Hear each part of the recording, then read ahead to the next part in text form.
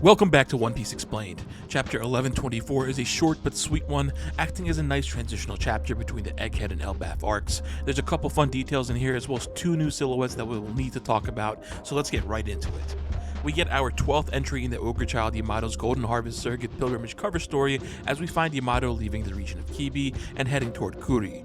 I'm particularly looking forward to what Yamato will find in the new region, as this is where Luffy first woke up when he arrived in Wano and is home to many notable places such as Oden Castle and Mount Tatama, amongst other settlements. I've also speculated Kiku may be this region's daimyo, just as Denjiro became daimyo of Kibi, but we'll have to see where that goes. Interestingly, we find Yamato saving a villager from being abducted by a mysterious silhouetted figure running off into the trees. It's hard to find many distinguishing features, but the pose and feet remind me a lot of Kawamatsu's mother, though given the context, that would not make much sense, but perhaps this is a fisherman of some sorts. This figure does seem to be relatively slender with long hair, and I did briefly think of Queen, who was last seen at the end of the Wano arc, being apprehended by Ryokugyu. It's definitely possible he was forced to slim down due to the Admiral's abilities, and we do know that he is one of the more unsavory characters in the series when it comes to women. Another potential guess given the hair could be Hold'em, who is stationed at Kuri and has not been seen since before the raid. Whoever it is, I'm looking forward to this cover story picking up some steam. Now let's talk about Chapter 1124, Close Friend. We pick up at the World Economic Journal headquarters as Morgan revels in the abundance of newsworthy events that have happened over the last day or so. As we saw before, Vivi protests its fabrications, and behind them is a concerned Walpole, but moreover is Ayane no Chinode, the young writer who is head over heels for Vivi as seen in previous chapters. And it seems she's not alone this time, as you can spot another WEJ employee fawning over Vivi as well. Morgan boasts that if the world is sinking into the sea, then he may be able to reign supreme in these times thanks to his skyship, which further echoes Vegapunk's hopes for his Cloud Island technology in the previous chapter.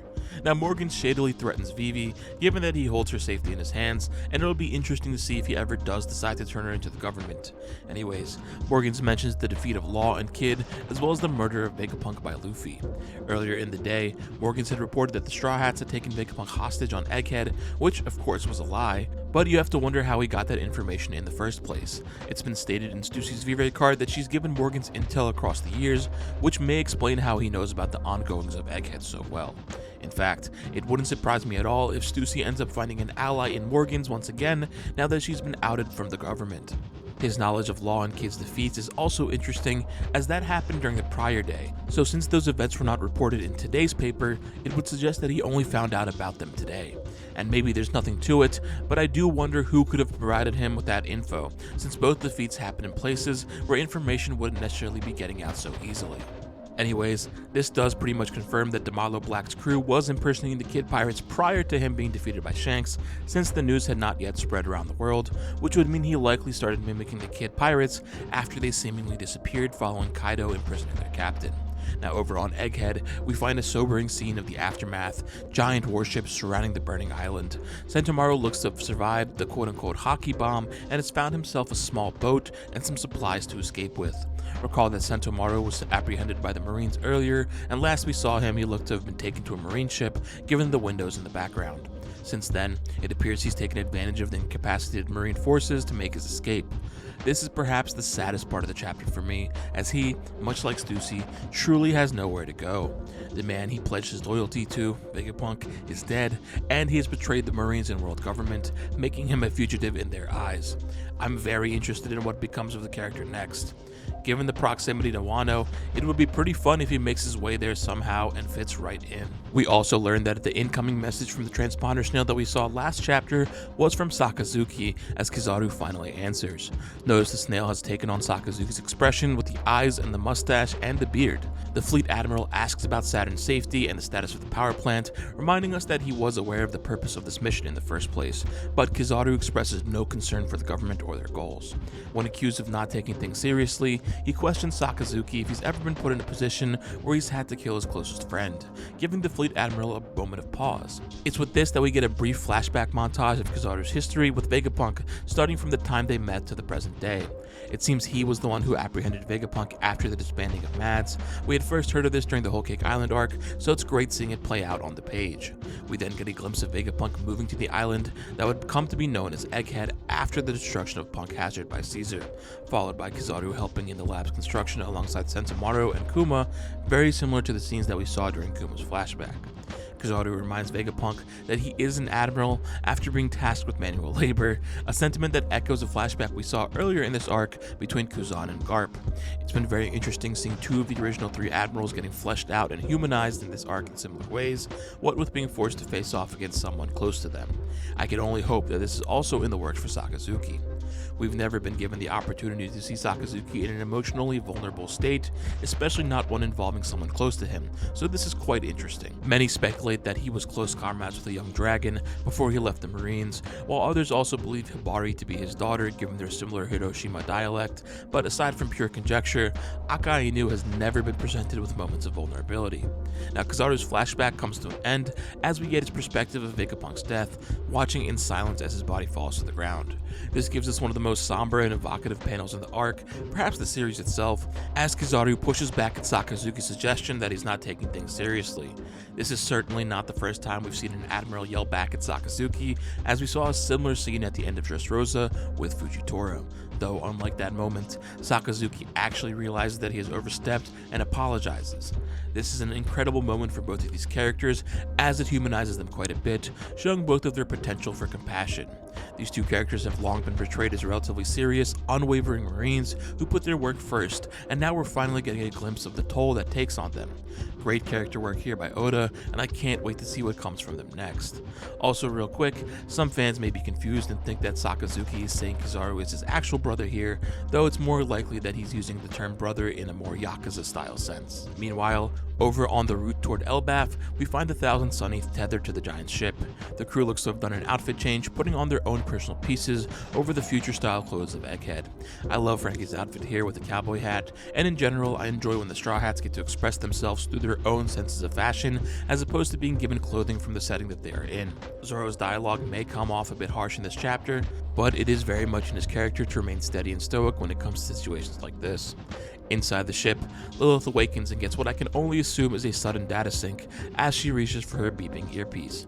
Though Atlas had seemingly disabled Lilith from accessing Punk records, it seems there's more to it that we don't realize, as she goes on to claim she just heard about everything, and eventually reveals that the other Vegapunks are not necessarily dead, at least from her perspective. This shocks the Straw Hats, and I do love the little spirit wisps drawn around Brook to play into the line about the satellites being ghosts. This really shouldn't come as a surprise at this point though, since we had plenty of foreshadowing that there would be some way for the Vegapunks to live on, just as I spoke about in the last chapter and previous breakdowns as well. Whether it be through the remaining Vegapunk left, or completely being restored. I am curious though to see how exactly this plays out, and when he decides to bring them back into the fold. Also real quick, it's going to be really interesting how Oda depicts the Straw Hats throughout Elbaf. Them being so much smaller than their surroundings is fairly novel and fun at this moment, but I wonder how often we'll get stuff like this in the arc proper. It seems the giant ship is no stranger to having regular humans aboard, given the ladder that's been placed in front of the couch. Also of note, there looks to be a bookshelf with giant books on the other side of the couch, perhaps reinforcing the giant's affinity for preserving knowledge and history as we saw with them in the aftermath of Ohara. One last thing in this scene that makes me curious is Usopp hammering away at some small device. I feel like we haven't seen too much of Usopp working on his tools in recent years, so this is pretty refreshing, especially as we head into his dream island of Elbaf. It's hard to make out what exactly that he's holding, perhaps some sort of dial technology, or did Usopp manage to take some things from Egghead and is working to incorporate that tech into his own arsenal? We'll just have to see. Luffy's been depressed over being unable to save the Vegapunks as we find him surrounded by large fruit. We saw earlier in this arc that even the crops of Elbaf are larger than life when we found Shanks and his crew on the island. However, he immediately cheers up at the prospect of them being alive and reunites with Oimo, Kashi, and the rest of the giants that we've seen throughout the Egghead arc, prompting them to start the party back up. We also get the giant warrior pirate chef, who is still unnamed, bringing out platters of meat for the occasion. And with this, we get some fairly interesting dialogue between Luffy and the Giants. They pick his brain about the One Piece and the King of the Pirates, to which Luffy claims the title for himself, admitting that it won't matter if the Giants end up as his enemies. Recall that while Dory and Brogy are grateful to the Straw Hat Pirates for their help on Little Garden, they do seem to have some allegiance to the Red Hair Pirates as well, and have likely known them for much longer than they've known the Straw Hats.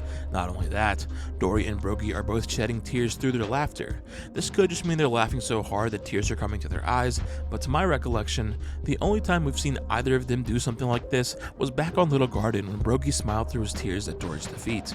And it's not like whatever Luffy said here was funny enough to make the room burst into laughter, as the rest of the Straw Hats, along with Oimo and Kashi, are cheering appropriately. This could definitely just be me looking way too much into things, but it does make me speculate on what the conflict of the Elbaf arc could be. Could Dory and Brogy be leading the Straw Hats to some sort of greater problem on their island? After all, they've been gone for 100 or so years, meaning they wouldn't know Prince Loki very well, and there may be some animosity between the two parties. Perhaps they've been tasked with bringing Luffy back to the island for some potentially nefarious purposes, or could we get a story where the Giant's devotion to the Sun God goes so far to the point of capturing him and keeping him on the island? Now I'm just spitballing here, so let me know what you think of any potential conflicts in the Elbaf arc down in the comments. Now the last thing in this chapter is another silhouetted character sitting on the coast of Elbaf, telling someone to come on, with what looks to be a bottle in hand. There's not really too much to go off of here, though you could interpret them as responding to Luffy's statement about not caring who goes against him. There's been some popular theories revolving around Scopper Gaban, or the mysterious man who visited Crocus in the Decks of the World cover story, especially given the cross-legged pose, the bottle, and even what may be the silhouette of an Amigasa-style hat. And while I think all of these speculations are definitely possible, it's important to note that beside them is the silhouette of what looks to be some sort of rock, or perhaps even the base of a tree. As we know, the foliage and vegetation on Elbaf is also tremendously large, meaning that if this is part of a tree, then the person beside it would have to be relative in size to it. We also know there is a giant tree-like structure at the center of the island, and this could be the base of that as well. We'll just have to see once again. So what do you think?